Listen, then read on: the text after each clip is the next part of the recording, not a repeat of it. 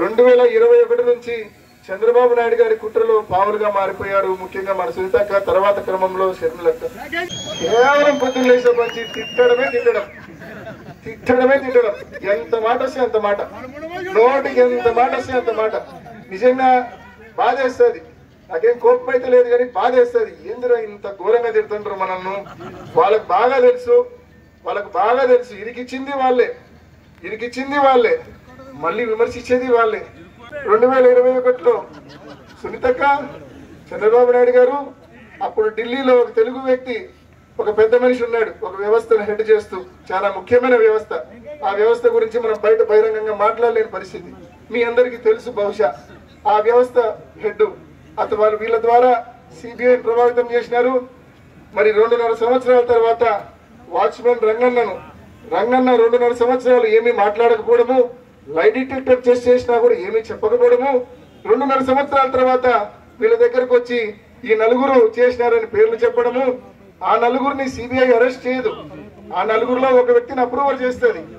Approver చేయకముందు, approver అంటే ఏంటంటే నిందితుడిని సాక్షిగా మార్చడాన్ని అప్రూవర్ అంటారు. అసెంబ్లీ అభ్యర్థిగా పోటీ చేసినాడు. 2 అక్కలు రోడ్డు మధ్య తిరుగుతున్నారు కదా, ఏ ఒక్కసారి కూడా అతను నోడిమని మాట వరుస కూడా చెప్పరు. తానే చంపాను మొత్తుకుంటున్న ఆ వ్యక్తిని ఓడిమని మాట వరుస కూడా మా అక్కగారు ఇద్దరు చెప్పరు. నా మీద ఎందుకు మరి ఏడుస్తారో నిజంగా వాళ్లకు, ఆ దేవుడికి, ఆ చంద్రబాబు నాయుడు గారికి వీళ్ళకే తెలియాల. కసిపూసి వదిలేసినారు నన్ను.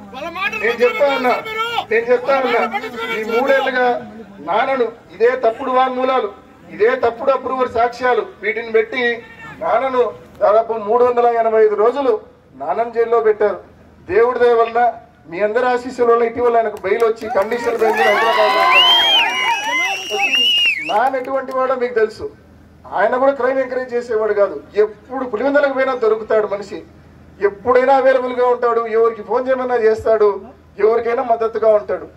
ఆయన నాశనం చేసి ఆయన జైల్లోకి పోయినప్పుడల్లా నేను చూడపోయినప్పుడల్లా ఒక మాట అనేవాడు, నేను జీవితంలో తెలిసి ఎవరికి ద్రోహం చేయలే, కానీ దేవుడు ఎందుకు నాకు ఇట్లా రాసి పెట్టినాడు నా జీవితాన్ని, మనం ఏ తప్పు మనం చేయలేదు, మనకెందుకు దేవుడు ఇట్లా రాసి పెట్టినాడు, ఏంది ఇది నాకేం అర్థం కావడం లేదని ఆయనకు ఆ సమాధానం దొరక్క పాపం చాలా ఇబ్బంది పడ్డాడు. ఆయన నాకున్న సమయంలోనే మాక్సిమం నేను కవర్ చేసే ప్రయత్నం చేసిన.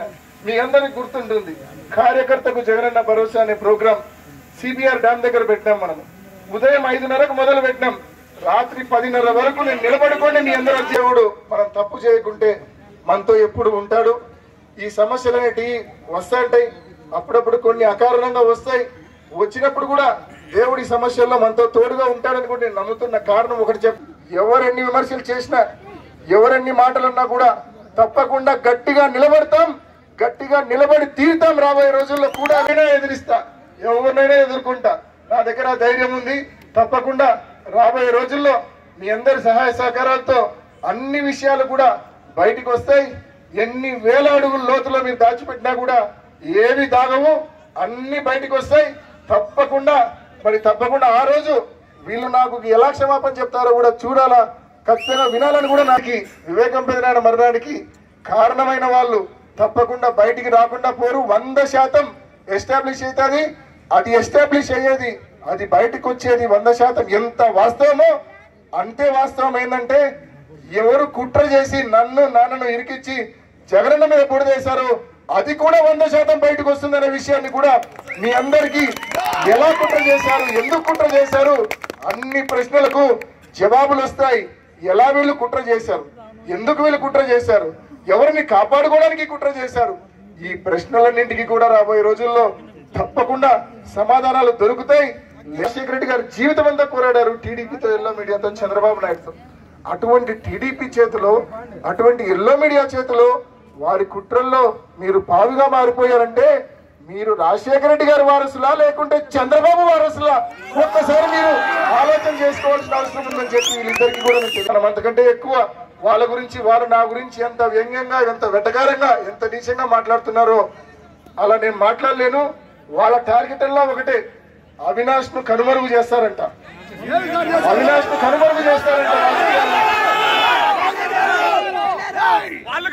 మీరు గుర్ర నిండా చెత్త పెట్టుకొని, గుర్ర నిండా కుట్రలు పెట్టుకొని నన్ను కనుమరుగు చేయాలనుకుంటే దేవుడు ఒప్పుకుంటాడా? ప్రజలు ఒప్పుకుంటారా?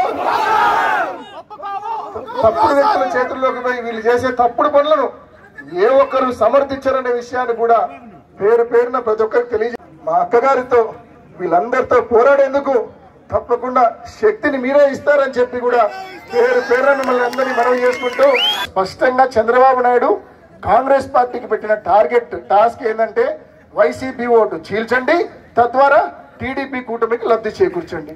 ఇది చంద్రబాబు పెట్టిన టార్గెట్. వాళ్ళ